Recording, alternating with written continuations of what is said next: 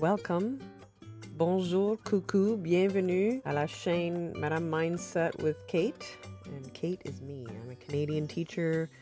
I'm the creator of the Madame Mindset YouTube channel that makes brain break videos in French. And I also have this channel where I talk about my life, books I'm reading, podcasts I'm listening to, and other things education related and potentially just life related that I decide to, for some reason, put out on the internet for everyone to see. Anyway, let me know if you like it or not.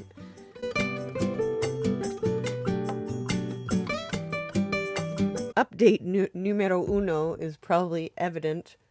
I got a new haircut.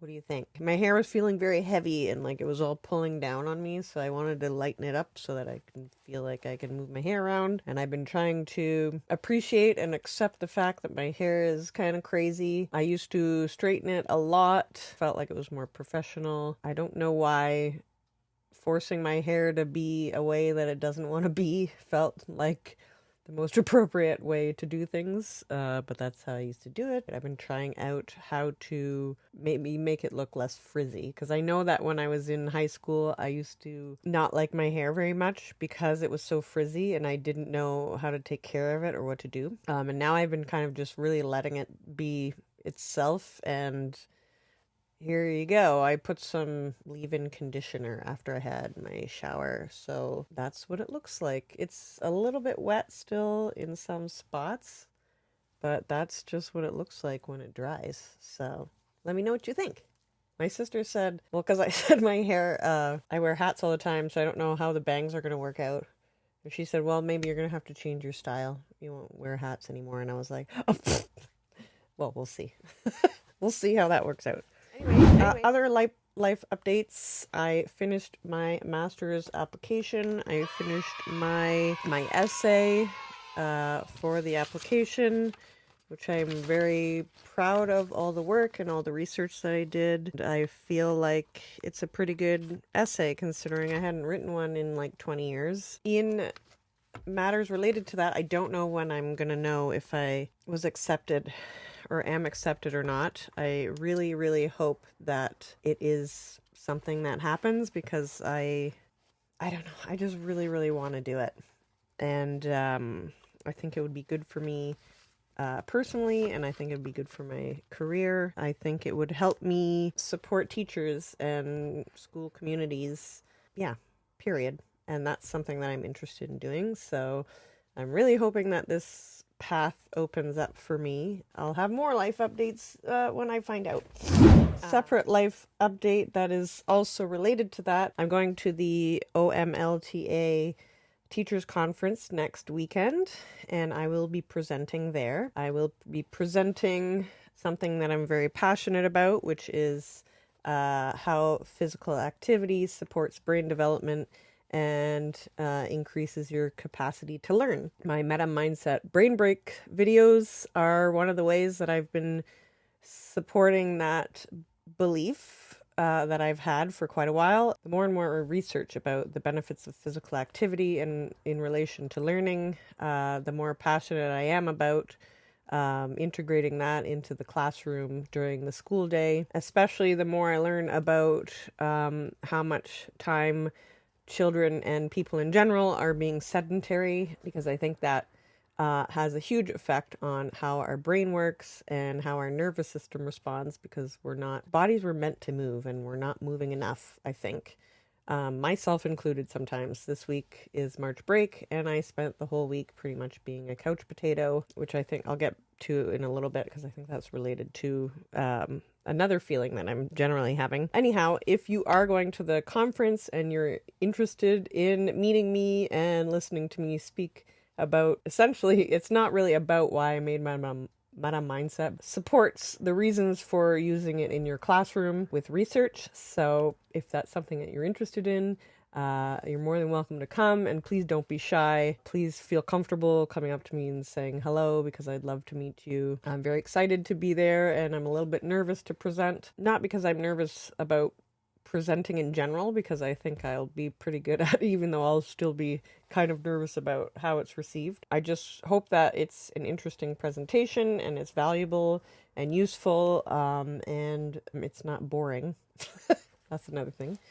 I'm nervous about the logistics because I've never been to the conference before, and I actually have never presented at a teacher's conference in person before. I've done it online before, so it'll be a new thing for me, and I'm excited to do this new thing to get some more experience. And I hope it's not the last time that I do it. Generally, I'm feeling pretty good. I'm getting more into working out a little bit. I'm doing a nutrition education program at the gym where they're teaching us about how to get more food in so that we can benefit from the physical activity that we're doing at the gym and outside of the gym as well, so that we can feel better. Essentially, I already knew this, but I'm not eating enough, and I need to figure out how to get more calories in during the day, and it has to be a little bit more balanced with regards to macronutrient, protein, carbs, and fat have to be a little bit more balanced in my diet. And I know that will give me more energy. It'll help me sleep better. Anyway, that's something I'm working on. I think that the reason why I was being a couch potato this week is because I'm generally feeling overworked. January and February were quite stressful. I was honestly felt like I was working from the moment that I woke up to the moment that I went to bed. So I had to contact those parents and I wanted to meet with them because it's easier to have those discussions when you can show the work and show your observations to the parents. And I was feeling very frustrated about that, certainly when we got back from the Christmas break. As I was evaluating students on reading and things like that, it kind of made me feel like I wasn't doing enough, but I couldn't do any more because I was overworked. I was working so much that just exhausted. So it's just frustrating as a teacher, and I just wanted to share that because I'm sure I'm not the only one that feels that way about those things. I think that's one of the reasons why report card time feels so stressful. I've been teaching for a long time, and I think it's the first year that I've really realized that. I think because during report card time you're really having to take a hard look at how everybody is doing and everything, and when they're not doing well, it feels really frustrating because you're already doing as much as you can. And so then you're having to reevaluate and think about what more can I do, or what can I change in what I do to help the students do better. And you realize you need more help, and sometimes you ask for more help and you don't get more. It's just a reality check that is sometimes disappointing, and not because you're disappointed in the students or anything else, but just because the reality check shows you like, okay, this is all I can do and I'm doing my best. You feel like you want to do more, but you can't, and that's okay. And you just do what you can and work with what you've got. It's kind of like you bring yourself out of La La Land into the present moment, and you're, just realizing like, okay, this is okay. This is where we are.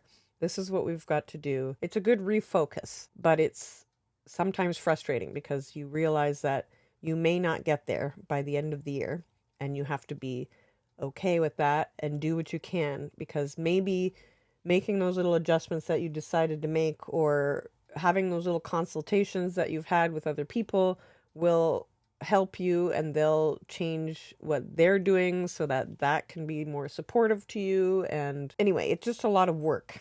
I think another feeling of frustration is that because the day-to-day is exhausting, and because the behaviors that we're seeing on a regular basis in the classroom, it leaves less time for doing the things that you need to do in order to help them improve so that they can succeed. But those other things are important too. So it's just, like I said, a real reality check where you have to refocus and reset your priorities. And that can feel discouraging sometimes, but it's a really good thing to do. It not only helps you be more realistic and helps you modify or adapt your goals so that you can help people better, it will also help you do your job better.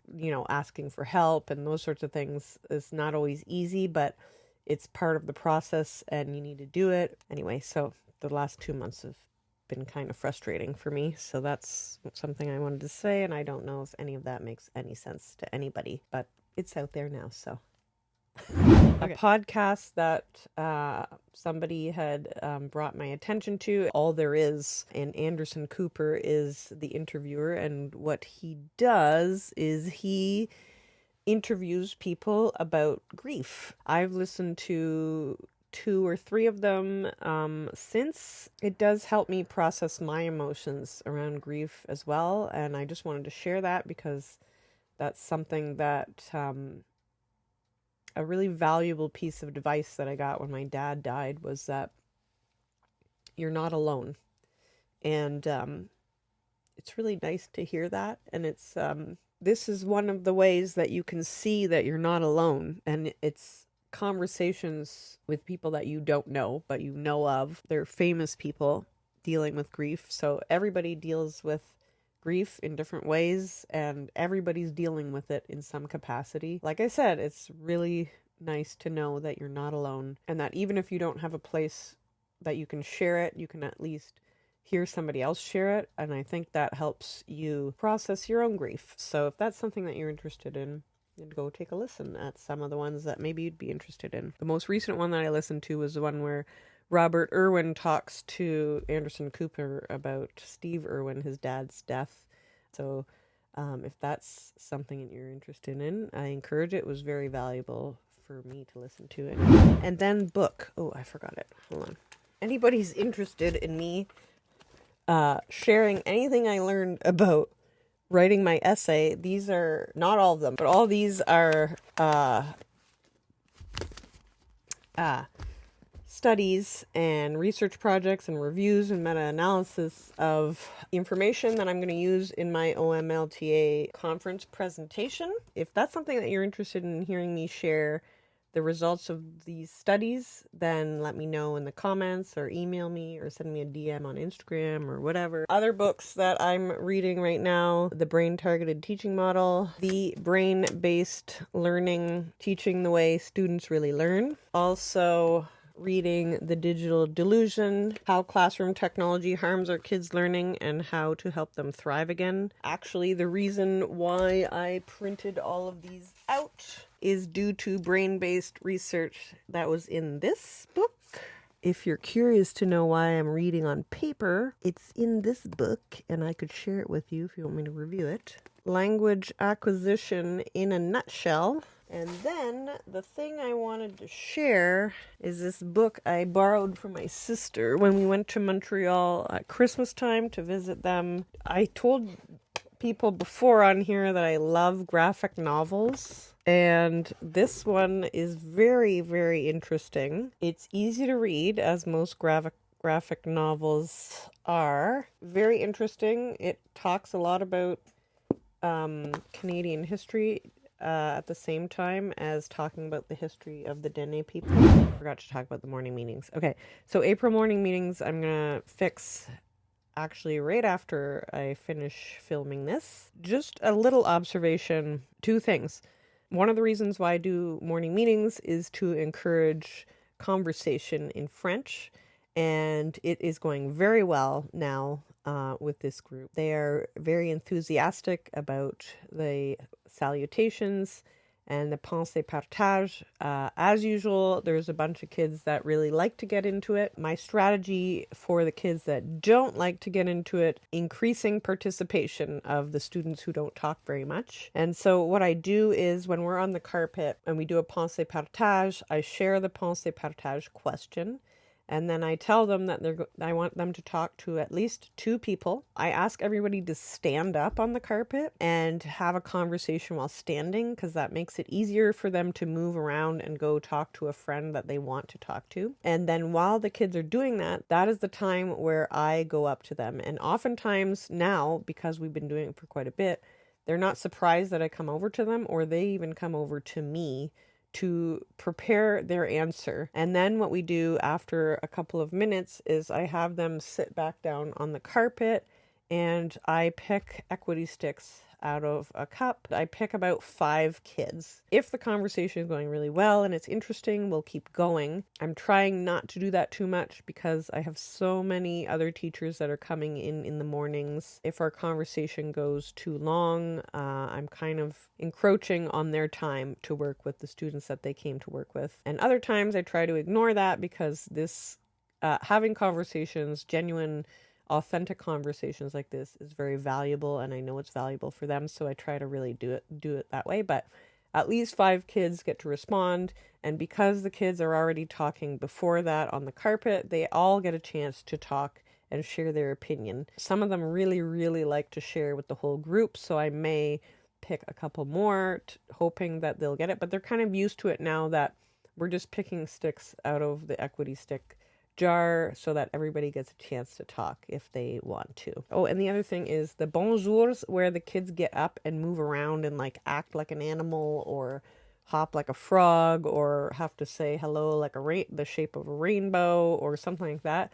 They are so into it, and so I'm trying to include more of those into the morning meetings now, because I think it's super valuable, and I knew they were having fun doing that before, but I think it's actually a quicker way for them to get a chance to interact and connect with their friends. It gives them another chance for movement, which they seem to crave and need so badly. So it's giving them a chance to move around the classroom while they're doing that is actually very, very helpful, and I think that I'm going to try to add more of those for that reason. I want you guys to let me know what you think about that, and if you do use them, and if it's helpful, and if it's working, and if it's not, let me know so that I can adjust some things or add different things that might work better for you.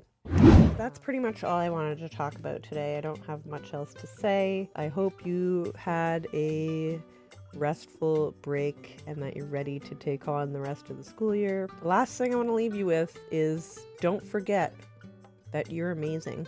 You're perfect just the way you are, and you're doing a great job. And I love you. I'll see you next time, I hope. Anyhow. À la prochaine. Love you guys.